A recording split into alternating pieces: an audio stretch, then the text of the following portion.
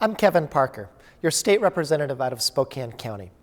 You know, today I wanted to share a story about a gentleman I met when I was working out at the YMCA back in December. When I was there, I was talking to this guy who had just lost his job. And I was talking about all the job trends and what's going on nationally and what's going on state. And after all of that, he looked at me in the eye and he said something I'll never forget. And he said, "Well, that's all interesting, but when am I going to get my job back?" That's the job and that's the function of why this state legislature has to focus on getting people back to work. Just last week, I ran into a guy named Dwayne who was doing quite well with his business, and through the recession, he lost it all.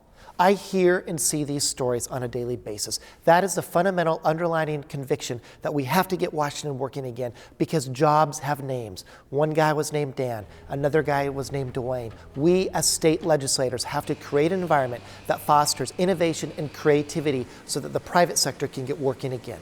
It now appears inevitable that state lawmakers will be called back to Olympia shortly after the legislative session.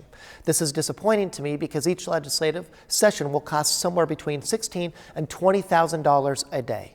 If we are held here for a month, it will cost the taxpayers another $500,000. And if we're going to get the Dans and if we're going to get the Dwaynes working again, we have to provide a budget that provides certainty. We have to show that we can work across the aisle and we can put Washington and people before politics.